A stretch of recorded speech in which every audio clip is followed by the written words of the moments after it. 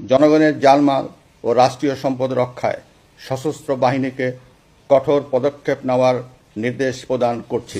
জয় বাংলাকে জাতীয় স্লোগান ঘোষণা করে রায় দিয়েছেন হাইকোর্ট। রাষ্ট্রীয় সব অনুষ্ঠান ও শিক্ষা প্রতিষ্ঠানে অ্যাসেম্বলি শেষে জয় বাংলা স্লোগান দেওয়ার নির্দেশও দেওয়া হয়েছে।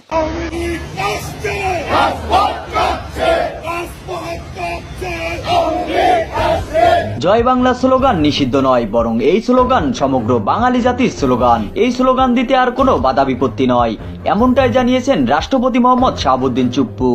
মুক্তিযুদ্ধের চেতনায় সারা বাংলাদেশের মানুষকে যদি একত্রিত করে মার্চ ফরওয়ার্ড, তাহলে আমাদেরকে আর কেউ দাবায় রাখতে পারবে না। রাষ্ট্রপতি আরো বলেছেন, আওয়ামী লীগ সংগঠন ৭১-এর মুক্তিযুদ্ধের সংগঠন। এই সংগঠনকে বাদ দিয়ে আসন্ন নির্বাচনকে বৈধ বলে গণ্য করা যাবে না। তবে রাষ্ট্রপতির সাথে একমত পোষণ করেছেন দেশের রাজনৈতিকবিদরা।